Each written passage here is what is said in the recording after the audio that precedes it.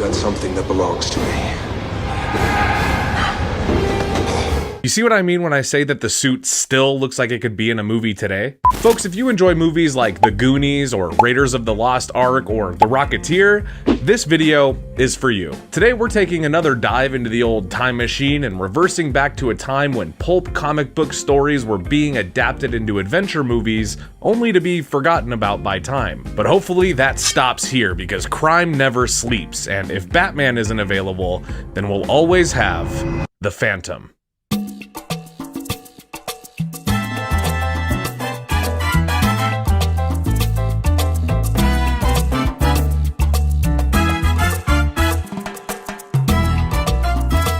Small boy saw his father savagely murdered by pirates of the same brotherhood. That same boy swore an oath of vengeance to fight piracy, greed, and cruelty in all its forms.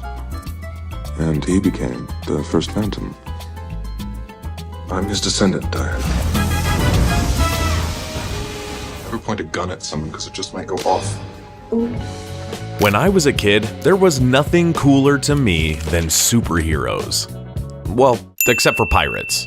And in 1996, a movie came out that shook my adolescent brain as my mom brought home a rental copy of Simon Winsor's The Phantom.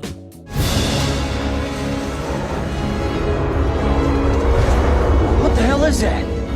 A movie that blends treasure-hunting pirate antics a la Indiana Jones and The Goonies with pulpy and campy comic book adventure akin to something like Dick Tracy. And while I had watched that movie until the late fees were more than the cost of the VHS, it occurs to me that many folks have missed this gem in the 90s, and that is a total shame.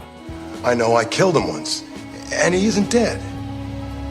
That doesn't make sense. The Phantom was based off of Lee Falk's vintage comic book strip, which also saw characters like Mandrake the Magician printed in the pages of newspapers. The Phantom comic strip followed a seemingly immortal, superpowered jungle guardian who commonly went up against greedy pirates and rich businessmen out for his ancestral treasure. If that sounds interesting to you, imagine how exciting it must have been for kids to be getting into the film adaptation of something like this in a pre-MCU world before these kinds of things were more commonplace. Well, King Features certainly saw that potential as they optioned for the film rights and aimed to make several adaptations of The Phantom, including a solo film for Mandrake the Magician and a potential crossover. Or don't. They even began accepting pitches for scripts as early as 1993 and 94, including a meeting with the likes of Gremlins director Joe Dante and his writing partner at the time, Jeffrey Boehm. The pair would present their script as a campy, tongue-in-cheek adventure comedy that was not envisioned to be played straight. While Dante had been a huge fan of the Phantom pulp series, he felt the movie should reflect the vintage and dated storytelling in a way that was more self-aware. However, this didn't stop Dante and Boehm from including spectacle pieces and action scenes in their movie that were sure to be interesting at the very least, with the final battle meant to include a demon monster with wings and horns, which, frankly, would have been cool. Really? That's nice.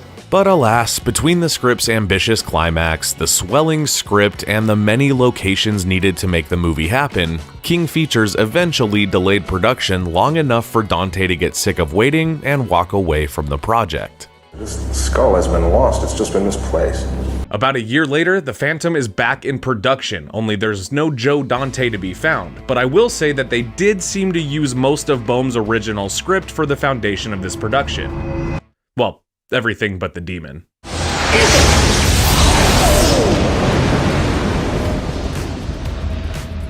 Production began in October of 1995 and lasted about 6 months across locations in New York, Australia, and Thailand, with director Simon Windsor, another fan of The Phantom, attached as the film's director. And you know what? He did a damn fine job with this movie. But in case you're wondering what Dante has to say, here's a quote.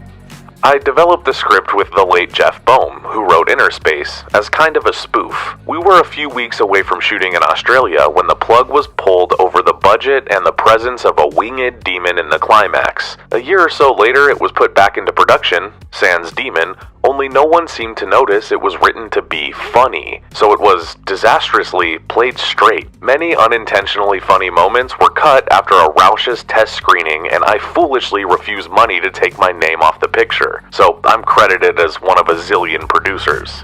However, the film's story is quite intact from what Boehm had originally turned in. It featured Kit Walker, played by the always likable Billy Zane, another fan of the comic book strip, who turns in an absolutely fantastic campy performance and some seriously jacked shirtless scenes. I mean, Jesus. Were you talking to somebody? I was talking to myself. Now, Kit is the Phantom, a mysterious and respected guardian in the jungle that protects locals from pirates and thieves. But Kit is just one of many men and women to hold the mantle of the Phantom, as it's a job passed down from generation to generation, going back 20 lifetimes. 20 Phantoms came before me, but no one knew that. However, before becoming the Phantom, Kit grew up in America and went to college in New York City. When a long-lost college girlfriend is kidnapped by a power-hungry businessman who seeks to find the ancient relic that would cause world domination, Kit has to rescue her while protecting his sacred jungle from henchmen and goons galore. It is so much fun. Watch him, devil. He moves. Eat him. The costume is also something that looks shockingly good for the time that it was made. I mean, it helps that Zane spent over a year pumping iron to get into shape, but this purple bodysuit thing would work in a movie today, and you can't say that about everything.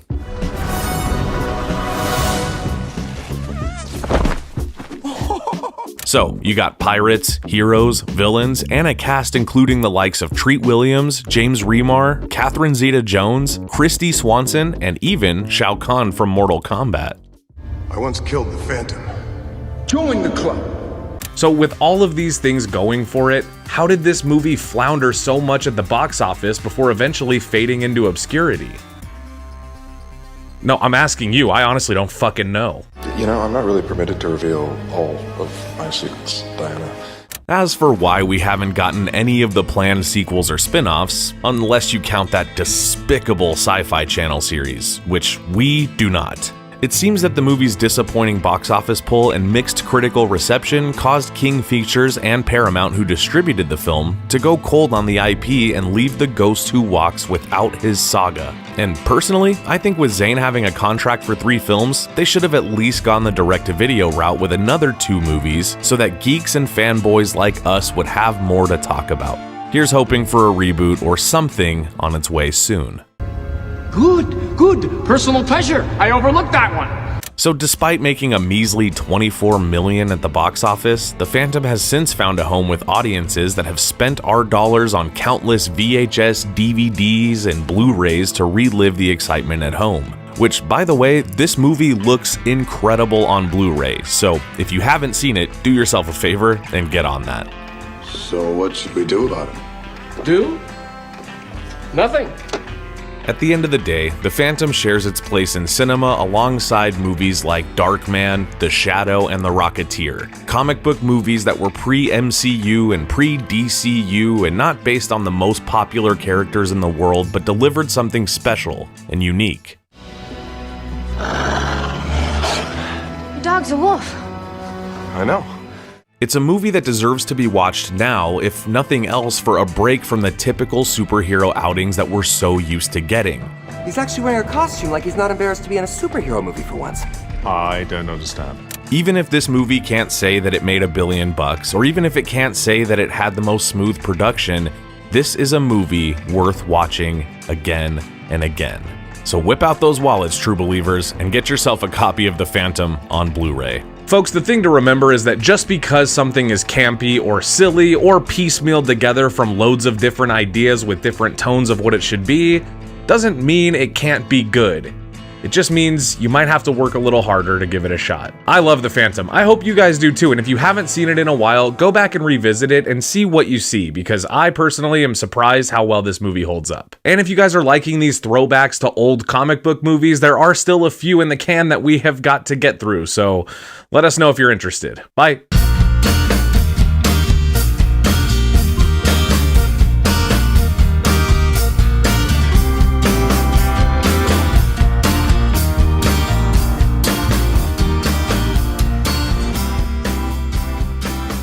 Thank you for clicking on our video, everybody. If you like what you saw here, please make sure you like the video and subscribe and share with your friends who like this sort of content. JoBlo was created by movie fans for movie fans, and we appreciate your support.